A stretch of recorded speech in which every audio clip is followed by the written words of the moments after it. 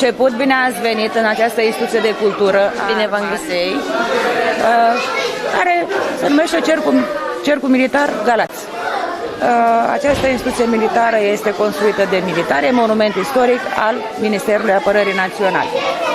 Sunt referent al Cercului Militar Victorița Domnicăi și mă ocup și de pregătirea artistică și culturală a instituției, a Cercului Militar. Cum vi se pare această muncă? Această muncă. Această muncă nu e o muncă grea, dar trebuie să-ți placă ceea ce faci. La nivelul Cercului Militar avem constituit un ansamblu de dansuri, tradiții și muzică populară, Colindătorii, compus din personal militar și copii ai cadrelor militare.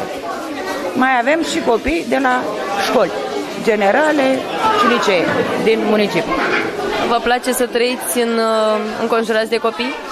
Da, îmi place foarte mult. Eu îi ajut.